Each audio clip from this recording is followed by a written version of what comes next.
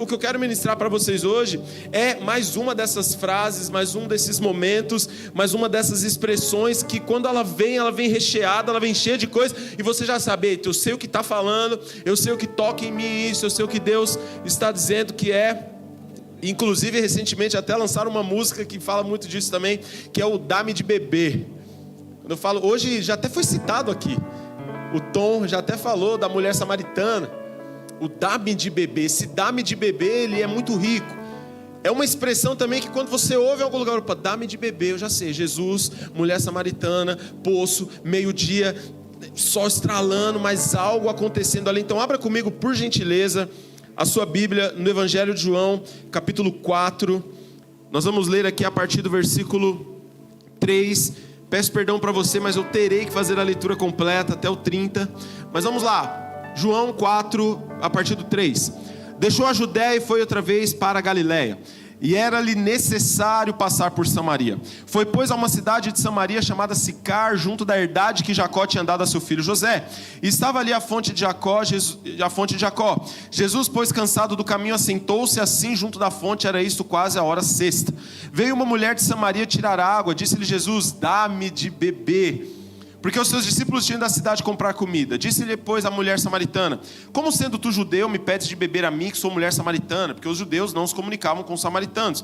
Jesus respondeu e disse, se tu conhecesses o dom de Deus e quem é o que te diz, dá-me de beber, tu lhe pedirias e ele te daria água viva.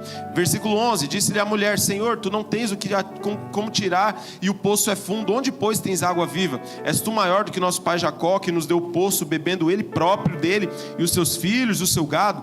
Jesus respondeu, qualquer que beber desta água tornará a ter sede, mas aquele que beber da água que eu lhe der, nunca terá sede, porque a água que eu lhe der se fará nele uma fonte de água que salta para a vida eterna. Disse-lhe a mulher, Senhor, dá-me dessa água para que eu não mais tenha sede, não venha mais aqui tirá-la. Disse Jesus, vai, chama o teu marido e vem cá. A mulher respondeu e disse, eu não tenho marido. Disse-lhe Jesus, disseste bem, não tenho marido, porque tiveste 5 maridos e o que agora tens não é o seu marido. Isso disseste com verdade, então é uma coisa que você falou que faz sentido. Disse-lhe a mulher, Senhor, vejo que és profeta. Nossos pais adoraram neste monte, e vós dizeis que é em Jerusalém o lugar onde se deve adorar. Disse-lhe Jesus, mulher, crê-me, a hora vem em que nem neste monte, nem em Jerusalém adorareis o Pai. Vós adorais o que não sabeis, nós adoramos o que sabemos, porque a salvação vem dos judeus. Mas a hora vem, agora é, que os verdadeiros adoradores adorarão o Pai em espírito e em verdade, porque o Pai procura tais que assim o adorem. Deus é espírito, importa que os que o adoram, o adorem em espírito e em verdade. A mulher disse, eu sei que o Messias, que se chama o Cristo, vem. Quando ele vier, nos anunciará todas as coisas. Jesus disse, eu sou, eu que falo contigo. E nisso vieram seus discípulos e maravilharam-se de que estivesse falando com uma mulher. Todavia nenhum lhe disse, que perguntas ou por que falas com ela? Deixou, pois, a mulher o seu cântaro e foi à cidade e disse àqueles homens, venham e vejam um homem que me diz tudo quanto tenho feito. Porventura não é este o Cristo? Saíram, pois, à cidade e foram ter com ele. Feche seus olhos um segundo. Pai, em nome de Jesus, nós estamos vendo um relato de uma conversa com o Senhor.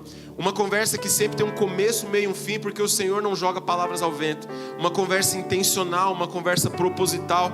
Um capítulo que começa dizendo que era necessário passar por Samaria, mas nós sabemos que para um judeu ele fazia de tudo para não passar em Samaria.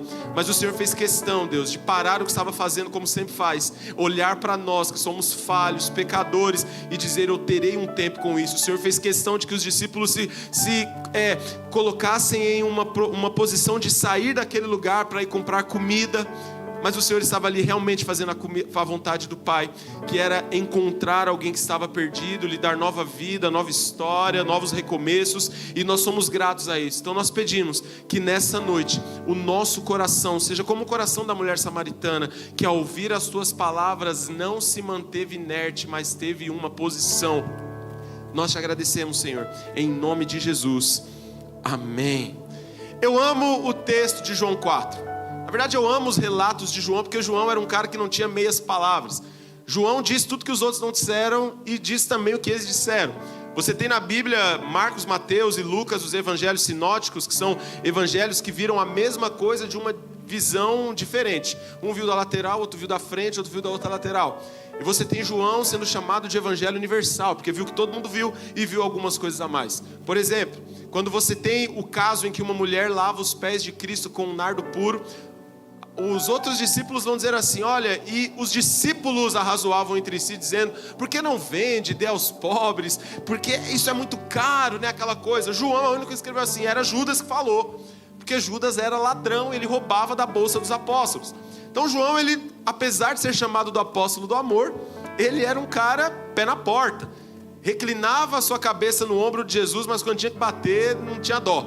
Tanto que foi para ele que o nosso Senhor entrega o Apocalipse, o maior spoiler da história, que é como tudo vai acabar, como nós seremos, como vai acontecer no final. Se hoje nós conseguimos sorrir em meio à crise, se hoje nós temos uma alegria no meio da dificuldade, se hoje nós podemos estar aqui louvando a Deus, mesmo com dívida, com problema em casa, com filho internado, é porque nós já lemos o fim, nós sabemos que o fim é bom, porque Cristo não nos abandona, Ele estará lá e nós estaremos com Ele. Há alguns textos de João que mexem muito comigo. Olha, eu não vos chamo mais de servos, mas eu vos chamo de amigo, porque o amigo, eu fiz tudo vocês conhecerem, o servo não conhece tudo, mas vocês conheceram. Olha, vocês não me escolheram a mim, mas eu escolhi a vós. João escreve tantas coisas, e João 4, o capítulo com a mulher samaritana, é esse capítulo que mexe comigo, e eu creio que mexe com você também. Porque ali a gente começa a entender algumas coisas, né? É um caso de uma mulher amaziada, que é a mulher samaritana, de vários maridos, e o que tem agora também não é o seu marido. É um local onde Jesus está a sós com ela. Então Jesus contou depois para João o que aconteceu ali, para João poder escrever. Mas é peculiar aquele momento. A mulher samaritana representa aqueles que encontram a Jesus e após encontrar também geram em si muitas dúvidas, e é normal. É normal que você tenha algumas dúvidas quando você se encontra com Jesus, porque o seu estilo de vida, o seu status quo, ele é confrontado. Se você encontrou Jesus e você não tem nenhuma pergunta, nenhuma dúvida, volte 2 casas e o busque novamente, porque vai gerar.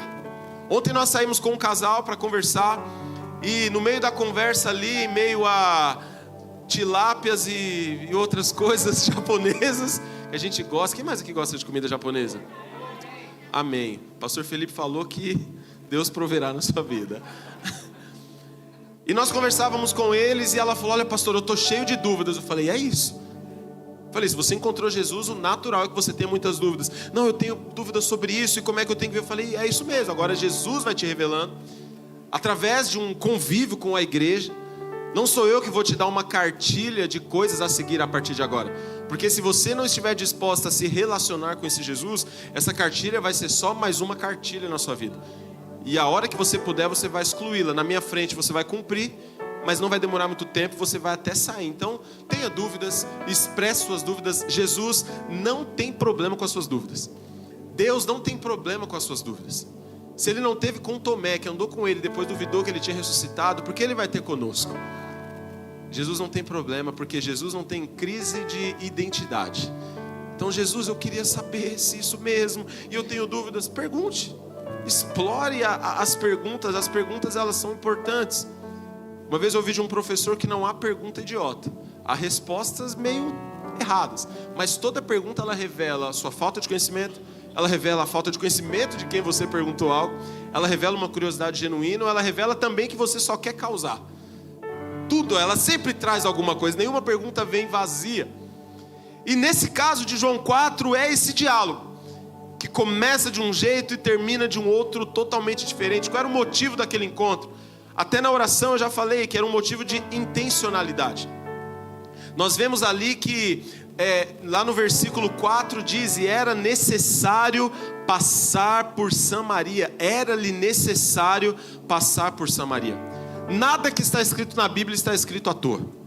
Tudo que está na Bíblia, Paulo diz, olha Timóteo, toda escritura, ela é proveitosa para ensinar, para instruir, para redarguir em justiça, para tornar o homem perfeito em toda boa obra. Esse era-lhe necessário passar por Samaria, tem todo um sentido, mostra exatamente a intencionalidade de Jesus. Muitos de nós que estamos aqui, ou quase todos nós, em algum momento achamos que o meu vizinho me convidou, o meu amigo me convidou, minha professora me convidou. Foi uma coincidência, eu estava passando na rua e meu pneu furou, e aí eu tive que parar para pedir ajuda e aconteceu. Não, há uma intencionalidade de Jesus. Talvez não sua no começo, mas havia uma intencionalidade de Jesus. Jesus sabia o que ele estava fazendo ali. Porque é muito louco esse momento, era-lhe necessário. Porque judeu, talvez você já saiba disso, mas judeu ele é um pouco exclusivista quanto à sua vida. Até porque lá atrás, quando eles saem do Egito, uma das obrigações deles era não se misturar com o povo estranho. Judeu casa com judeu, anda com judeu, faz negócio com judeu, namora judeu, abraça judeu, briga com judeu, mas sempre tem que ser judeu, não pode ser outro. Então eles carregavam isso no estilo de vida. Eles carregavam isso no seu modo de viver, nas suas circunstâncias. Só que lá no ano de 900 a.C., há uma briga, uma rixa. Salomão morre, e então seu filho Roboão e o outro servo Jeroboão, eles têm uma rixa, e eles dividem o reino. De um lado ficam 10 tribos sob a tutela de Jeroboão. Do outro, 2 tribos sob a tutela de Roboão. Roboão ficou ali com as tribos do sul, 2 tribos do sul, ficou com o reino do sul, e o outro ficou com o reino do norte. O sul, onde ficava o templo, onde era todo o momento de adoração do povo. Então até quem foi para o norte na divisão, voltava, tinha que ir até o templo. E aquilo foi se tornando uma rixa muito grande. Até que 188 anos depois, no ano de 722 a.C., um homem com um nome muito legal, um general da Síria chamado Assurbanipal. Não sei se tem alguém aqui grávida ou quer ter filhos, esse nome é muito bom, Assurbanipal. De repente pode ser o mais velho, Mefibosete o do meio, e vai nascendo outros. Olha que bênção, né? E Acabe, o mais novo. Misericórdia, nome de homem frouxo, Elcio. Acabe, o homem mais frouxo da história. E aí, o que acontece? O rei da Síria invade o reino do norte, e é a Síria. Ele toma ali, e como uma afronta ao povo, ele começa a misturar aquele povo. Ele começa a pegar mulheres estranhas e casar com homem judeu, e homem estranho casar com mulher judia. Aquela mistura total. O pessoal do reino do sul fala: vocês viram? Vocês viram o que está acontecendo? Saiu na caras de Israel, dizendo assim: olha, o reino do norte está acabando. O reino do norte está misturando. O reino do norte já não é mais puro como nós. Qual era a capital do reino do norte? Samaria. Era onde tudo acontecia. Normalmente as capitais são onde tudo acontece, né? Nós moramos ao redor do centro de São Paulo. Você vai para o centro de São Paulo, tudo chega primeiro lá. Coisa boa e coisa ruim. Normalmente mais ruim do que bom. Aí eu fervo, né? Total.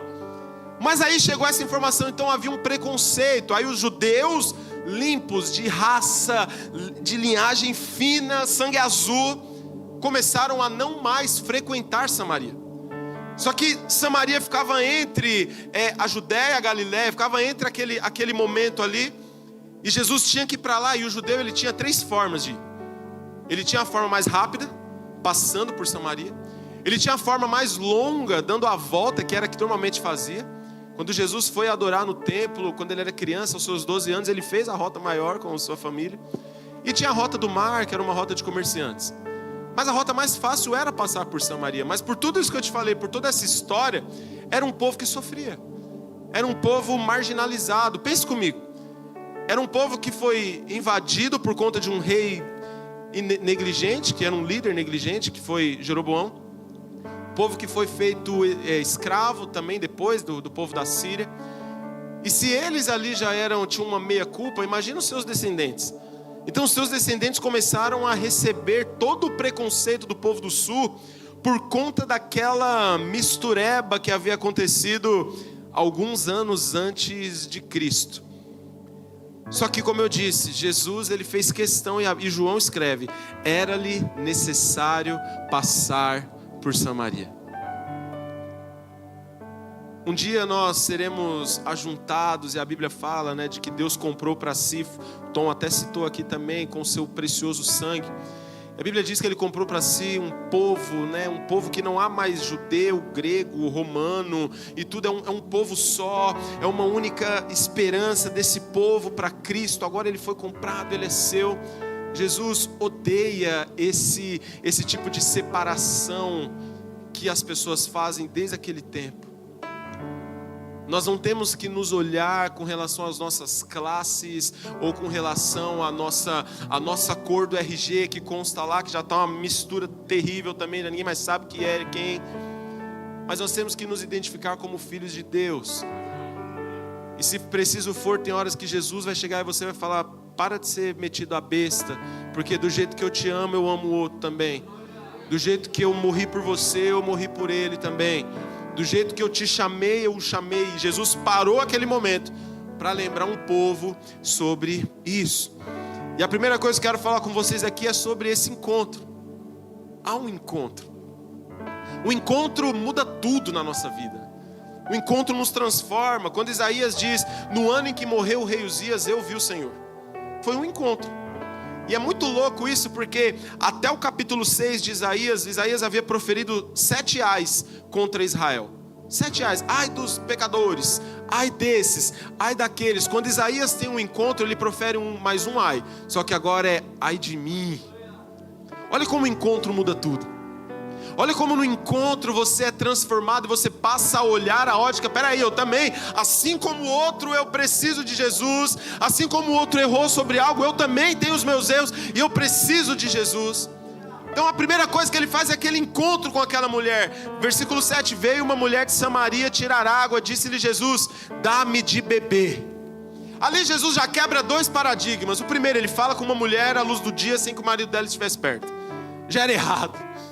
O judeu falar com uma mulher que não era mulher dele, que era mulher de outro, que não tinha nem que falar com mulher naquela época. E Jesus fala com uma mulher samaritana. Eu gosto muito disso porque algumas pessoas gostam de dizer que a Bíblia é machista, que Jesus é machista. Isso tudo, não teve ninguém na história que deu tanta voz para mulheres como Jesus. Hoje é domingo de Páscoa, domingo de ressurreição. As primeiras pessoas a saberem que Jesus havia ressuscitado foram mulheres. Elas foram responsáveis por levar a informação. Olha como desde o tempo de Cristo, irmã, você fala mais do que seu marido. Glória a Deus por isso. Jesus usou isso. Talvez se ele contasse para nós que somos homens, a gente ia até esquecer. Esses dias uma pessoa me falou algo na academia lá, falou: pastor, eu arrumei uma confusão, não sei o que. Eu falei: sério? Aí cheguei em casa, falei para minha esposa, falei: a fulana falou isso aqui. Ela falou: e aí depois? Eu falei: não perguntei mais nada. Ela me contou, ela falou: mas você não perguntou, você não quis dialogar, saber por que aconteceu aquilo? Eu falei: não, a informação que ela me deu bastava, ela brigou com alguém, eu vou orar por ela. Porque mulher gosta, né, da informação a mais. Não é fofoca, não estou falando de fofoca, estou falando de informação. Sabe, informação é diferente de fofoca. Fofoca tem sempre como alvo alguém que não está no lugar. Informação não, informação é coisa de informação. Mulher gosta, Deus falou: vou usar as mulheres, porque elas, né? Mas isso é uma brincadeira, mas é mais um fato da veracidade da ressurreição de Jesus. Ele usou pessoas que não tinham vozes para proclamarem que ele havia ressuscitado. Então ele sempre deu voz para mulheres. Ele sempre fez questão de dizer Marta, Maria e Lázaro. Sabe, então eu disse isso para Marta, eu disse isso para Maria. Há uma mulher que derramou o nardo puro aos meus pés, que enxugou o cabelo. Um dia ele chega na casa de Simão e fala: Simão, você me recebeu na sua casa como um religioso, muito legal, mas você não me deu nem um beijo de cumprimento. E essa mulher que está aqui, ela não cansa de chorar aos meus pés e de me beijar os pés. Jesus te ama, irmã. Jesus te ama. Então todo amor que você for receber de um homem, tenha como parâmetro o amor de Jesus por você. Não aceite nada menos do que alguém que te amou a ponto de se entregar por você. E esse encontro muda tudo. Falou com uma mulher e com uma mulher samaritana. Mas algo que eu mais amo ainda de Jesus não é só essa intencionalidade, é como Jesus tinha uma facilidade para evangelizar.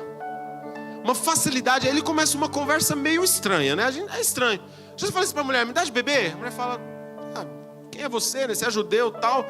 Aí Jesus fala assim: se você soubesse quem eu sou, você me pediria água e eu te daria água viva. Eu falo: meu Deus, mas ele começou pedindo. Aí a mulher fala que não dá e ele fala para ela que se ela soubesse quem ele é. Que conversa doida. Que conversa estranha. Mas a mulher parou para ouvir. Hebreus 3, 7, 8 diz: se hoje ouvir a voz do Senhor, não endureça o vosso coração. A mulher samaritana: peraí, esse cara está falando comigo, ele já é doido, porque ele está falando com a mulher samaritana, à luz do dia, todo mundo pode ver, podem apedrejar eu e ele aqui, se ele está falando eu vou ouvir. Isso mostra que nós temos muito a aprender com Jesus no que tange a puxar assunto. A gente vai fazer, às vezes, evangelismo e a gente confunde muito evangelismo com panfletagem. Eu não estou falando mal de panfletagem. Panfletagem é importante, ela divulga coisas. Mas não ache que evangelismo, ele em suma é uma panfletagem. Porque você pode ir dar um panfleto para alguém e virar as costas. Evangelismo, ele começa no relacionamento. Por isso nem sempre ele é rápido. Nem sempre ele é fácil. Tem hora que você tem que ir lá, vai na padaria, senta lá, pede um café, levanta, vai embora. Some no mundo, volta lá na outra semana, pede outro café. Aí a pessoa fala assim, nossa, você vem toda vez aqui tomar café? Você fala, eu venho tomar café. Aí a pessoa começa a ter aquele relacionamento. E tem hora que a gente fica muito preocupado. E André, eu não consigo puxar assunto com alguém. Eu não consigo falar de Jesus porque eu sou muito tímido. Olha a pergunta de Jesus, dá-me de beber. Dá-me de beber, é ali que ele começa o maior diálogo de João 4. Dá-me de beber. Jesus, ele usa essa conversa estranha para poder evangelizar. Nós tínhamos um pastor lá atrás, o pastor Jair, e o pastor Jair era muito bom nisso. O pastor Jair chegava na padaria e falava, eu quero 5 pães. A pessoa entregava o pão, ele falava, ó, tá vendo esse pão aqui? Eu vou comer e amanhã eu tenho que vir comprar mais. Só que quem comer do pão da vida nunca mais terá fome. Uma vez eu fui no banco com ele, acompanhá-lo, enquanto eu estava lá esperando no banco, ele já tinha feito amizade com a fila inteira do banco. Porque ele não tinha vergonha. Ele fazia uma piada, ele falava de uma coisa do chão, ele fazia um negócio. Hoje nós não, hoje a gente fica muito fechado em nós mesmos. E a gente esquece de pessoas ao redor que podem ser muito abençoadas. Por isso que nasceram os crentes agente secreto.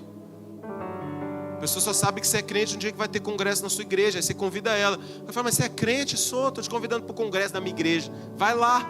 Ela fala, nossa, mas você nunca falou nada de assim, nem me abraçou, nem puxou um assunto, já está me chamando. Sabe o nome disso? Proselitismo. Proselitismo é quando eu quero que alguém seja da minha religião. Evangelismo é quando eu quero apresentar a Cristo para alguém. Dizendo assim, ó, eu amo tanto o meu relacionamento com Jesus, que você precisa ter isso também, cara. Treine mais, treine na frente do espelho. Eu gosto muito daquele menino ali, ó, que eu sempre esqueço o nome. Chamo ele de pequenino, o Vitor. Eu lembro dos irmãos Wyans quando eu olho pro Vitor.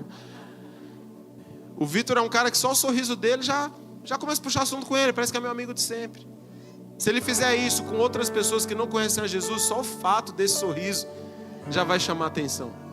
Eu falo, mano, por que esse cara tá rindo, velho? Acabou de sair de uma pandemia, esse cara tá engraçado, tá com, como é que o pessoal brinca falando assim, tá com a dentadura frouxa. Mas não, é alguém. Aí nessa hora você começa a falar, não sabe por que eu consigo ser feliz em meio à dificuldade? Por conta disso, disso e disso. Porque eu tenho Jesus. E aí daquela conversa de doido, você daqui a pouco a pessoa está te abraçando numa igreja, chorando e entregando a vida para Jesus. Não tenha vergonha de puxar assuntos sem nexo, mas saiba onde você quer chegar. Falei do chão para terminar falando de Jesus. Falei do preço da gasolina para terminar falando de Jesus. Isso é bom. E essa conversa vai caminhando e ele fala disso, fala daquilo. Jesus está conversando com aquela mulher. E quando a gente é meio panguão, Jesus ele tem que vir com algo mais específico ainda. Aí Jesus fala, estou falando de algo para essa mulher. Essa mulher não está entendendo. Deixa eu ser mais específico com ela. Ô minha filha, vai lá chamar seu marido. Aí já entra a palavra de conhecimento, né? Tem hora que Deus vai te entregar algumas coisas no evangelismo, na conversa com as pessoas que só ela e ele sabem. Que é Deus falando assim, deixa eu parar de perder tempo aqui, deixa eu dar logo uma palavra para esse menino, entregar para essa pessoa, porque ela vai ver que é o que eu estou falando com ela. Aí Jesus fala, mulher, vai lá chamar seu marido. Ela fala assim, olha, eu não tenho marido. Respondeu-lhe Jesus e disse, bem, não tenho marido, porque tiveste 5 maridos, e o que agora tens não é o seu marido. Isso você disse com verdade. A gente não pode ficar acrescentando coisas ao que a Bíblia está dizendo, mas nós podemos usar um direito de conjectura, que é pela resposta da mulher, você vê que houve um baque para ela. Vejo que tu és profeta. Porque que o senhor está falando, só eu sei, só Deus sabe, só alguém sabe o que está acontecendo. Eu estou aqui pegando água meio-dia porque estou me escondendo das pessoas, porque o meu estilo de vida ninguém pode saber. Porque se eu vier de manhã, horário de pegar água não é depois do meio-dia no sol a pino, é de manhãzinha, quando não tem sol. Então aquela conversa ali específica de Jesus começa a mudar tudo. Nem sempre Jesus vai expor você, irmão. Mas tem horas que Jesus precisa nos expor, porque senão a gente não muda. Há artistas que... Houve um tempo em que uma artista muito famosa, ela foi exposta por conta de uns áudios de WhatsApp, e descobriram que ela fazia algumas coisas muito erradas, assim, né? E a princípio a pessoa fica destruída, tudo, mas aquela exposição foi necessária para que ela fosse transformada. Nós muitas vezes usamos o artifício do diabo de falar assim: não, Deus já sabe o que está acontecendo, não precisa falar para ninguém. Deus já sabe o que está fazendo, tá bom, irmão? Só Deus sabe sim, Deus sabe tudo, o que a gente fala e o que a gente não fala. Mas há momentos que a exposição, e quando eu digo exposição, o compartilhamento com outro é necessário. Tiago diz na sua carta, compartilhem, confessem os seus pecados uns aos outros e serão sarados. Tem hora que não é mais para guardar para si. Há coisas que se você não liberar, que se Jesus não usar lugares específicos, pessoas específicas para expor isso, você nunca vai mudar. Você vai até o inferno com aquilo. Só que aí depois de lá não existe mais jeito. Não tem mais arrependimento. Então, se você passou por algum problema muito grande, Deus revelou para alguém, não fique com raiva dessa pessoa. Não fique com raiva do seu pastor, porque Deus deu uma palavra de conhecimento para ele, e o seu pastor compartilhou aquilo com você, e chegou a falar, alguém contou para ele. Ou se alguém contou em alguns momentos, não fique com raiva disso. Você já parou para pensar que pode ser Deus te tratando? Deus tratando o seu orgulho? Nem tudo dá para ser resolvido no mais um. Tem hora que vai subir. E Jesus fala para a mulher: disseste bem, isso é verdade. Até o marido que você tem, o cara que está com você, não é o seu marido. E agora Jesus já conseguiu a atenção daquela mulher. O evangelismo já está se seguindo ali, está avançando. E aí, como eu falei, quando nós encontramos Jesus, dúvidas começam a aparecer. E a dúvida daquela mulher vem sobre adoração. E ela diz, perguntando para ele: olha, onde eu devo adorar? Os meus pais falavam que era aqui, vocês falam que é em Jerusalém. Onde nós temos que adorar? Ela conhecia um pouco. Ela conhecia, apesar de ser samaritana, de sofrer preconceito, mas aquela mulher conhecia o que a Bíblia tinha dito. E Jesus: crê-me, a hora vem em que nem neste monte, nem em Jerusalém adorareis ao Pai. O Pai é Espírito, importa que os que o adorem em Espírito e em verdade.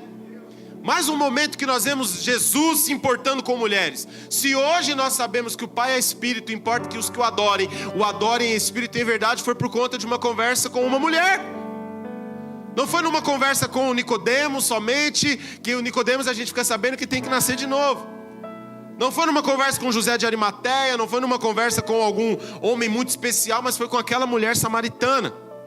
E Jesus começa a mostrar para ela que, apesar dos rótulos que a religião havia colocado, o que Deus queria dela era algo de dentro para fora. Porque aquilo que você vive de dentro para fora, homens não podem colocar rótulos. A sociedade pode nos rotular por aquilo que somos de fora, do lado de fora. Isso ela pode rotular. Do lado de fora, eu sou um cara nascido em Carapicuíba, criado em Osasco. Do lado de fora, eu sou um cara que gosta de futebol, da zoeira, tal. Mas o meu interior, só Deus sabe. Seja pro bom ou seja pro mal. Aquilo que tem dentro de você, só Ele conhece.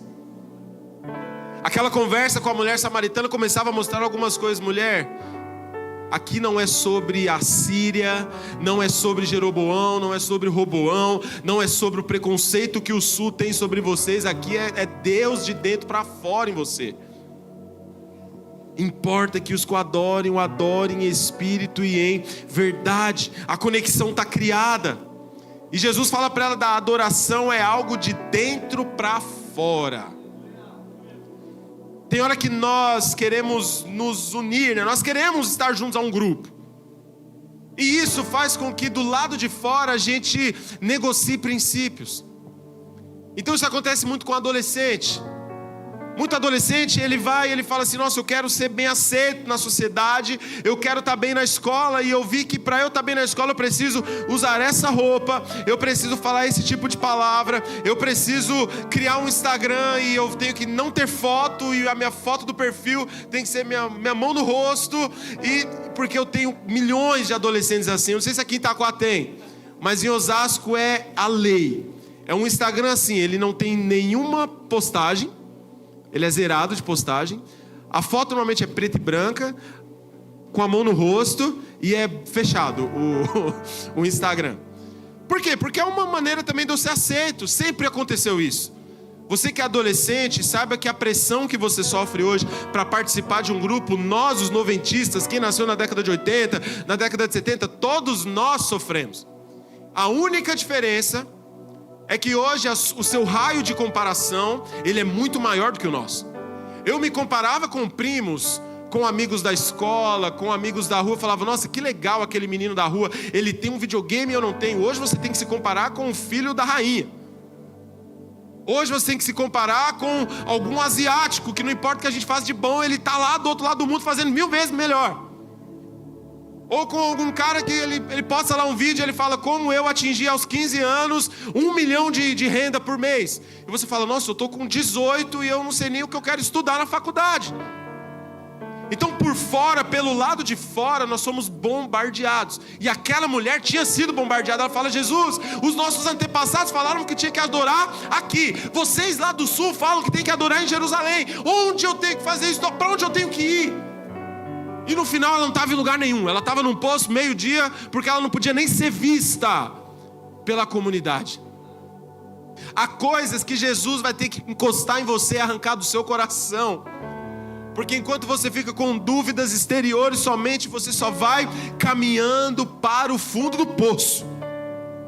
E Jesus começa a falar com ela sobre aquela adoração de dentro para fora. Romanos 12:1 diz: rogo-vos, pois, irmãos, pela compaixão de Deus, que apresentei os vossos corpos em sacrifício vivo, santo e agradável, que é o vosso culto racional, e não vos conformeis com este mundo, mas transformai-vos pela renovação do vosso entendimento, para que possam conhecer e provar a boa, perfeita e agradável vontade de Deus. Apresentem o corpo, ou seja, tudo que é exterior, apresentem ao Senhor. Porque a renovação do vosso entendimento, ou seja, algo interior, vai fazer com que esse mundo, e o mundo aqui não são um mundo de pessoas somente, mas todo um sistema ser transformado. E assim você vai provar qual é a boa, perfeita e agradável vontade de Deus. Não há como provar boa, perfeita e a vontade agradável de Deus enquanto nós acharmos que isso é coisa exterior. É o que faz com que em abril eu congrego num lugar, em maio eu estou congregando em outro, em junho em outro, em agosto em outro. Por quê? Porque eu estou sempre em busca do que é exterior. Ah não, a onda agora é a igreja tal, então eu vou para lá. Não, agora é a igreja tal, eu vou para lá. Nunca vai acontecer. Porque é de dentro para fora. O Pai é Espírito.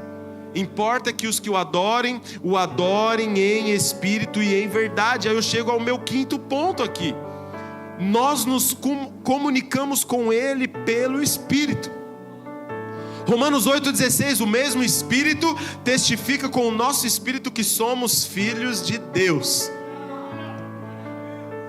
No nosso corpo nós nos relacionamos uns com os outros. Na nossa alma nós temos a sede das nossas emoções.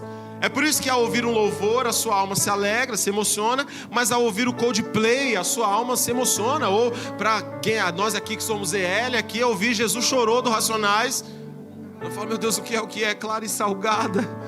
Cabe um olho e pesa 1 tonelada, meu olho. Porque na alma é emoção, nós somos seres emocionais. Não ache que você não é bobagem isso, você é um ser emocional. Você foi criado para isso. Deus te criou com essa sensibilidade. Um cachorro não tem. Um cachorro não é emocional. Você quer saber a diferença da emoção nas pessoas? Se você trancar um cachorro no seu porta-malas durante 10 horas e você abrir depois, ele vai estar lá abanando um rabinho para você, porque ele sabe, você é o dono dele. Faça isso com uma pessoa.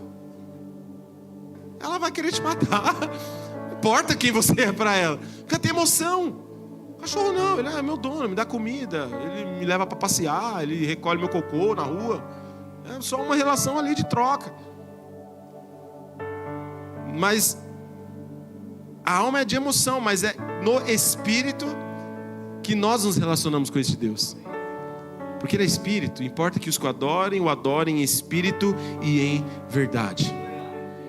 Antes de você tentar saber se Deus quer que você o adore cantando X ou Y. Hoje no Brasil, né, a gente tá aquela briga, né? Ai, mas onde que a gente adora? Não, adora com o quê? Com groove. Adora com worship. Adora com pentecochip. Adora com o reteté. A gente fica, se não tiver espírito, você só está cantando. Você só está fraseando, você só está ali na resenha. É de dentro para fora. Porque é o mais difícil. Exterior, cara, é importante. Mas no espírito que nós nos comunicamos com Ele. É o que Jesus estava dizendo. Aquilo é um tapa na cara da sociedade da mulher samaritana. Eu fico imaginando o peso que sai das costas daquela mulher. Jesus, ele é especialista em levantar quem está caído. Ele é especialista. Ali ele tira um fardo das costas daquela mulher, dizendo: mulher, o que você ouviu dos antepassados, o que você ouviu do meu povo ali do sul, esquece isso agora. Isso é informação, mas eu quero trazer para você transformação. Tem muita gente bem informada sobre Deus, sobre igreja, sobre Bíblia, e pouco transformada por Deus, pela igreja, pela Bíblia. E Jesus vem te trazer essa transformação, não é só informação. Até porque cristologia é matéria de faculdade, em um monte de faculdade por aí. Tem gente que nunca nem orou, mas estudou cristologia. Sabe quem é o tal do Jesus histórico? O cara leu Bultmann, leu tantos outros, porque ele conhece o Jesus histórico. Mas não é isso, é dentro. E aquela mulher começa a ser transformada por aquela palavra. O Evangelho é tão maravilhoso que ele mexe com a gente, ele quebra as nossas estruturas e depois ele vem construindo algo sólido. Naquele momento, uma mulher que estava ali, pense comigo, se escondendo de pessoas, porque ela era amaziada, porque ela já tinha tido 5 maridos, se escondendo das pessoas, pegando água num horário que a água já estava estragada, porque o poço, pensa comigo, o poço você tinha que ir cedo. Se as pessoas fossem mais cedo, o que sobrava? Aquela água barrenta, a água do final. Era essa água que essa mulher estava pegando. Quem vive envergonhado da sua própria vida só vai beber água barrenta, e vai beber todo dia, porque é o que lhe cabe. Lembra da mulher do fluxo de sangue? A mulher que há 12 anos carregava uma enfermidade que era para ela uma vergonha. Ficar longe da família, ficar longe dos amigos, ficar longe do trabalho. Com certeza era alguém que teve dinheiro, porque a Bíblia diz que ela gastou todas as suas posses buscando algo externo, buscando cura e não encontrou. Nenhum médico foi capaz de curar aquela mulher, mas bastou um toque na orla de Jesus para que ela fosse sarada. Um toque fez com que aquela mulher voltasse para o seu ambiente familiar. Um toque. Em alguns momentos a nossa vergonha do passado nos atrapalha e evita com que possamos ter a oportunidade de apenas tocar na orla de Jesus. Então tudo começa a mudar para aquela mulher. Agora não é mais só a mulher samaritana, agora ela começa a ter um relacionamento melhor ali com Jesus. E a mudança de rota acontece. Com certeza ela saiu de casa naquele dia pensando assim: é mais um dia que eu vou até o poço, é mais um dia de vergonha, é mais um dia fugindo, é mais um dia onde as pessoas não podem me conhecer, porque se elas me reconhecerem, é mais um dia que o meu pecado vai falar por mim. Mas ali há uma mudança de rota. João 4, 28 a 30 diz: deixou, pois, a mulher o seu cântaro, e foi à cidade e disse àqueles homens: vinde, vejam um homem que me disse tudo quanto tenho feito. Porventura não é este o Cristo? Saíram, pois, da cidade e foram ter com ele. De medo, reclusa porque ela tinha os seus problemas, os seus pecados, agora ela vai para algum lugar. Qual é esse lugar? O centro da cidade. Antigamente não existia Instagram, antigamente não existia internet. Onde as pessoas falavam as maiores notícias? Nos telhados. Tanto que Jesus diz: aquilo que vocês ouvirem dentro da casa, contem nos telhados. E nas praças. Hoje quem mora em cidade do interior ainda tem muito disso, né? Tem aquela pracinha que tem uma igreja, uma lotérica, uma padaria e uma farmácia, e tudo acontece ali. É comunicado do prefeito, é na pracinha. É a banda da cidade, é na pracinha. É a briga que vai ter, é na pracinha. Eu vou te encontrar na praça. O João de Santo Cristo lá, pegando o outro na praça lá em Brasília. E a mulher vai para a praça. Como que pode, gente? E ela ainda fala assim: venham ver aquele homem que disse tudo que eu tenho feito. Aquilo que era vergonha, agora aquela mulher conseguia colocar para fora, porque ela não tinha mais medo do exterior. Algo dentro dela havia mudado. E quando muda dentro, muda fora. Até nessa conversa ontem com esse casal, eles falaram: como é que você acha que eu tenho que me vestir? E tudo isso. Eu falei: olha, você tem que ter um relacionamento com Deus, porque dentro de você vai mudar, e aí o exterior vai mudar também. Ai, André, roupa não me define. Exatamente, roupa não define ninguém. Mas ela fala um pouco sobre o que carregamos dentro de nós. O exterior, ele não vai te definir completamente, mas pro exterior ele vai te definir. Lembra Deus falando para Samuel: Samuel, você vê como o homem vê, você vê o exterior, eu vejo o coração. Isso não era uma bronca em Samuel, era uma constatação. É o que nós vemos. Então isso é algo que aquela mulher começa a ser mudada. Deixou, pois, o seu cântaro. Ela não foi buscar água. O que ela foi fazer lá no poço? Buscar água. E ela largou o cântaro. Não importa mais, eu não vou nem voltar para a minha antiga vida. Quando eu encontro Jesus, a minha rota muda. Quando eu encontro Jesus, eu posso até voltar para o meu mesmo trabalho, para a mesma faculdade amanhã, para a mesma casa, mas não é mais a mesma pessoa que volta. É alguém transformado. E aquela mulher volta e ela começa a dizer: venham e vejam, porque ele disse tudo quanto eu tenho feito. Sabe o que aconteceu com aquela mulher? Aquele povo creu em Cristo. Aquele povo foi lá e foi ter com ele.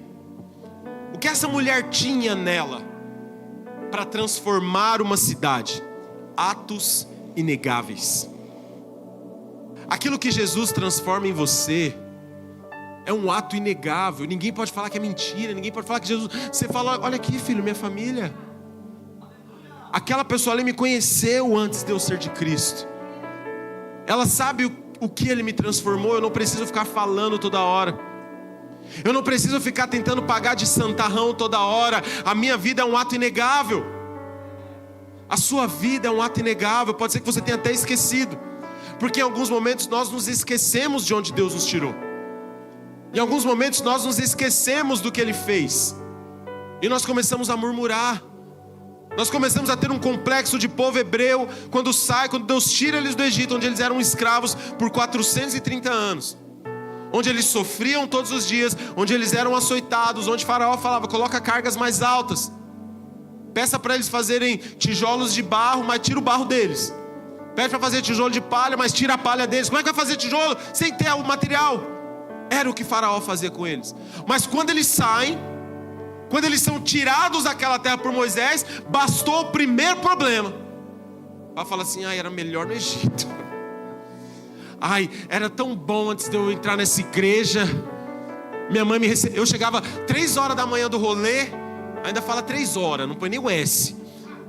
3 horas da manhã do rolê, minha mãe abriu a porta para mim. Agora eu chego meia-noite da igreja, minha mãe fala: vai dormir na igreja, não vai entrar mais aqui não.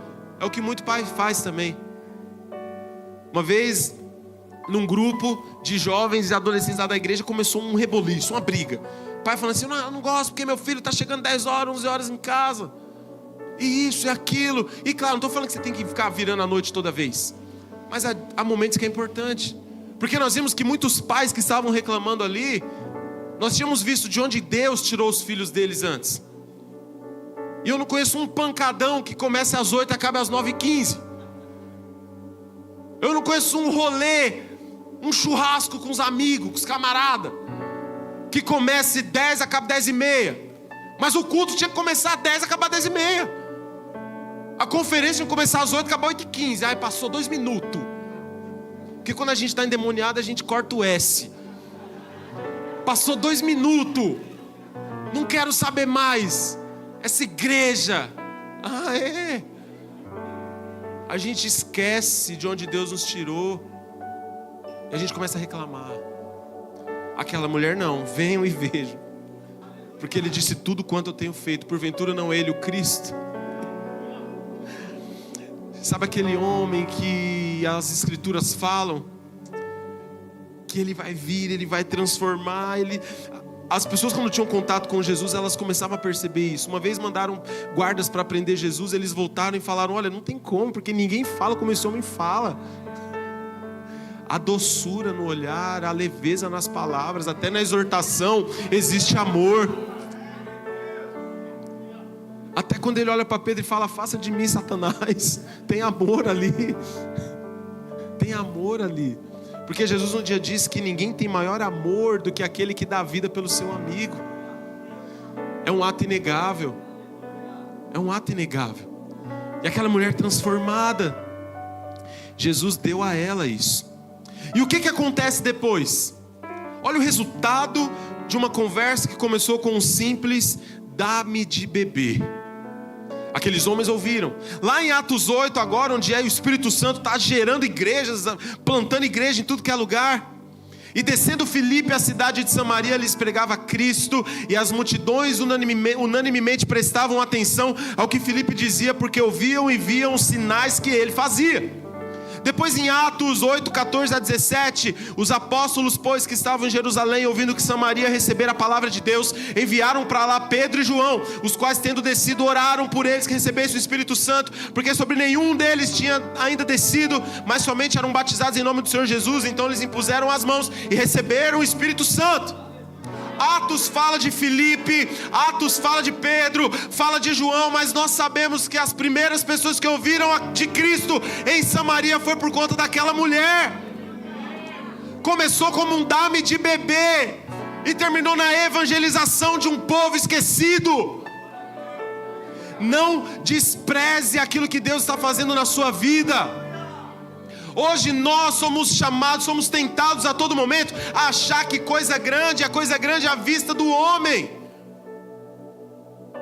Coisa grande era Filipe chegando em Samaria e as multidões ouvindo Filipe. Coisa grande era Pedro e João chegando, impondo as mãos e o Espírito Santo tomando todo mundo. Mas para Jesus, o que foi maior de tudo foi quando ele disse: era necessário passar por Samaria, ter uma conversa com uma mulher e um povo inteiro ser evangelizado. Sabe o que isso quer dizer? Nós precisamos ter o entendimento de saber o que nós estamos fazendo aqui. O que eu faço com as minhas conversas com Jesus? Qual é o resultado dos seus encontros com Deus? Quais são os resultados das promessas de Jesus para você? Aquela mulher não ficou pensando assim: bom, deixa eu pensar agora, eu ouvi sobre Jesus, Ele é o Cristo, deixa eu voltar para casa com o meu cântaro, aí eu vou contar pro meu amaziado lá, eu vou falar: eu encontrei um homem lá, Jesus, acho que é Jesus, eu gostei dele, a palavra dele boa, assim que eu conseguir um emprego melhor, eu vou lá para a cidade de Samaria, eu estou em Sicar, eu vou lá para o centro, E eu vou começar, e quando eu tiver dinheiro, mas primeiro eu preciso levantar uns mantenedores. E aí eu vou chegar lá e eu vou começar a pregar Jesus. Deixa eu fazer as contas aqui, vai dar uns 2, 3 anos. Até lá já esfriou, já até esqueceu o que ele te falou. Porque há pessoas que estão acostumadas e colecionando palavras há uns 30 anos. Eu lembro, 1914, Jesus falou comigo. Tava eu, ele e o Zagalo. A Hebe era pequena, menina ainda. E Jesus falou comigo num congresso de jovem. Que hoje é conferência, né? Mas antigamente era congresso de jovem. Era festividade da mocidade. Vamos mais para trás, vamos para 1720. Jesus, aí você fala, tá, mas o que você fez com isso? Não fiz nada, estou esperando. Estou esperando. Não, mas você já está falando de Jesus para alguém e tal? Não, ele vai me capacitar ainda. Ele vai falar e passa o tempo. E aí o mundo vem e te engole. Se aquela mulher tivesse voltado para a casa dela, o mundo tinha engolido ela.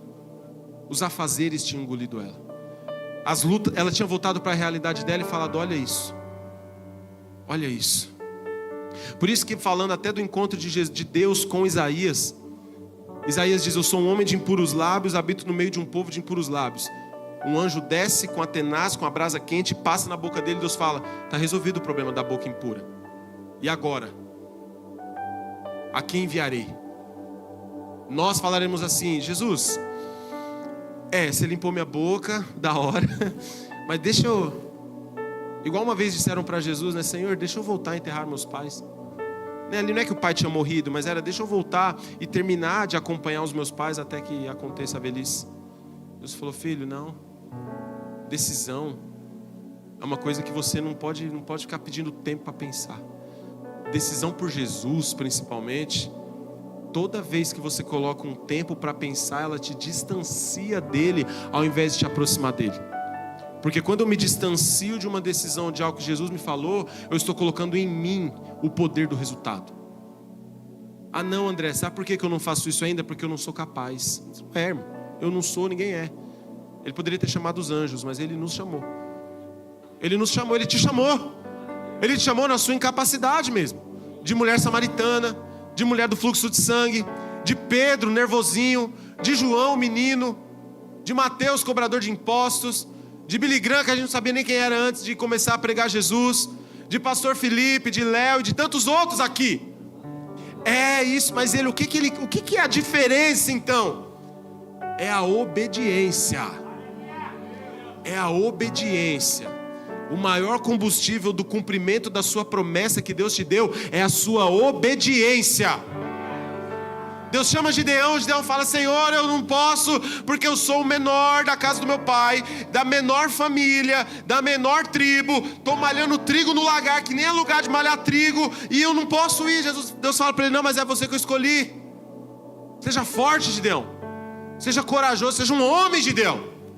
Seja uma mulher samaritana. André, seja um homem. Vai lá, agora junta o exército. Juntou, Deus falou, está muito grande. Peraí, Deus, mas eu consegui um monte de gente. Eu sou um líder nato. Tem muita gente, diminuiu mais um pouco. O que ele estava fazendo ali? Obedecendo a Deus, obedecendo às ordens de Deus, obedecendo, e o povo sendo tocado. Diminui. Quando chegou no dia da batalha, forma a fila, segura uma tocha. E ele segurando, obedecendo, não entendendo. Como é que Deus vai ganhar uma guerra de 300 mil homens com um homem com uma tocha na mão? Como assim, Deus? Olha que louco isso. Tem hora que você e eu, nós queremos explicações demais de Deus, e Deus não nos deve explicações. Deus não te deve explicação, meu querido. Você foi criado por Ele, só obedeça. Agora, se você não tem relacionamento com Ele, então não sabe se é Ele que está falando, se é o diabo, passa a ter mais relacionamento com Ele para saber que é Ele que está falando. Abraão, sacrifica o menino. Sacrifico. Não, agora não, porque eu sei que você me teme. Se é eu ali, não, Deus mandou sacrificar, deve ser o diabo que está falando. Não, vou descer o machado. Mas um homem com vida com Deus, ele sabe quando Deus está falando. Profeta, vai lá e fala para Ezequias que ele vai morrer. Manda ele ordenar a casa dele. Você vai morrer, ordena a sua casa. Acabou para você, Deus cansou, estou indo embora. Profeta, para. Que Deus? Vai lá e fala para ele que eu estou dando mais 15 anos de vida para ele. Tá bom, eu vou lá e falar para ele que ele está dando mais 15 anos. Se é a gente, nessa nossa loucura de que não tem relacionamento com Deus, então é de Deus só o que eu concordo? Porque se Ele não me explicar, eu não faço. Gideão foi só obedecendo. Sabe o que aconteceu? No final, Deus falou assim: agora é para gritar. Pela espada e por Gideão. Imagina ele olhando para o pessoal. Deus mandou gritar. Pela espada e por Gideão. Os inimigos todos se mataram. O que Deus estava falando para ele? Gideão, eu sei que você era o menor, da menor tribo, da menor casa, da menor família, você não sabia lutar e tudo isso. Mas sabe o que eu estou te mostrando? Que nunca foi sobre o seu poder de ataque. Mas você tinha que me obedecer, dia após dia. Algo não está acontecendo na sua vida, porque ultimamente você quer mais explicações do que ter entregado obediência. Há um poder na obediência, só que nós não falamos muito, porque falar de obediência não traz um charamanaia que eu gosto. Eu fico bravo com alguém que chega e fala: irmão, Deus está dizendo que obedeça. Não é Deus não, é aquela irmã fofoqueira. Mulher samaritana, Gideão, Moisés e tantos outros obedeceram. E eu te convido a ficar de pé nesse momento. Uma conversa estranha, dá-me de beber, se transformou no evangelismo em massa de um povo rejeitado.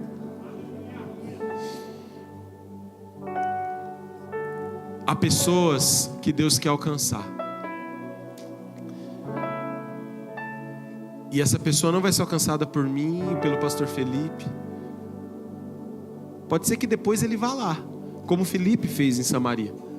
Pode ser que depois ele vá lá, como Pedro e João fizeram. Mas o primeiro contato daquelas pessoas vai ser o seu ato inegável. Eu quero orar com você nesse momento.